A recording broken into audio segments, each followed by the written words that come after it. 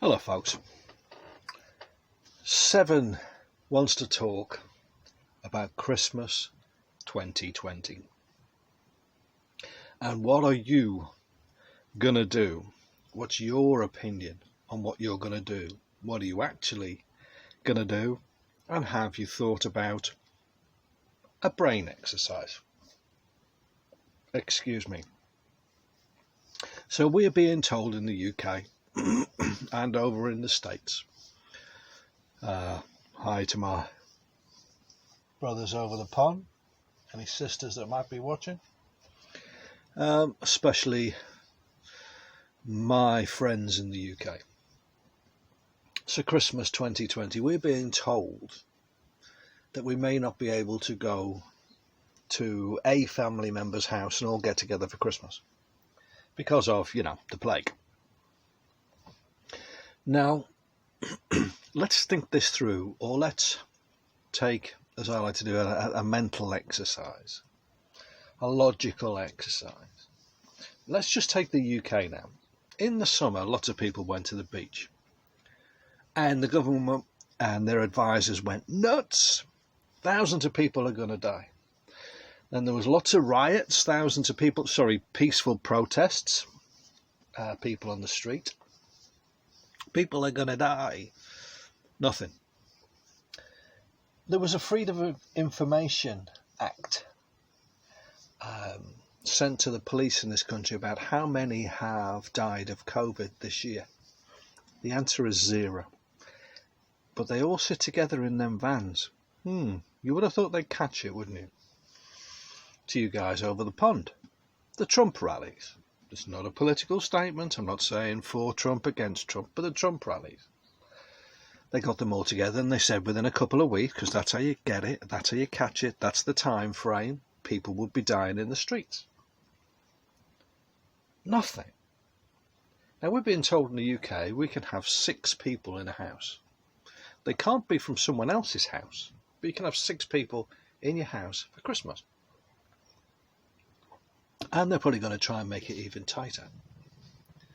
Now, think about this. If all those situations I just mentioned happened, and it has no increase, no effect whatsoever on the death rate of people dying of COVID, not with it, of COVID, what bloody difference would Christmas Day make? Think about it. Really. And as you guys know, I like to follow politics, and I was watching one of our chief scientific officers being questioned in Parliament. And when he was hammered about the figures that are used at the moment to lock us down, and the guy was saying, well, things don't seem right with the figures you're using. He said, well, the figures I'm using, they're not real. It's a forecast. Hang on a second, let's step back a bit. He said to Parliament, the figures are not real. It's a forecast. Now, they locked the UK down on that forecast.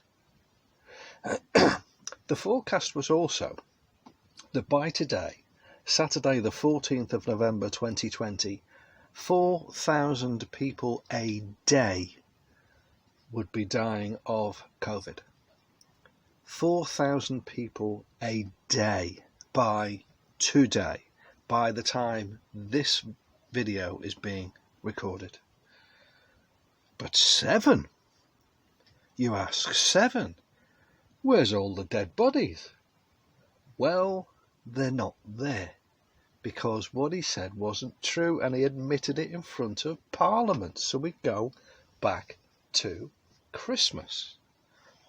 Across the world, what are you gonna do? Are you gonna let the Grinch steal Christmas?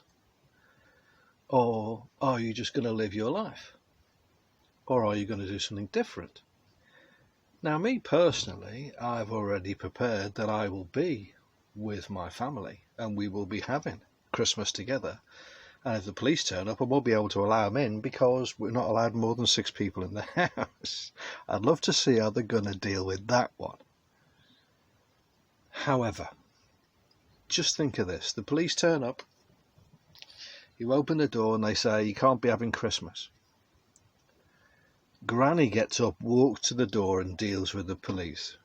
You know how it's going to go. No one's going to screw with Granny.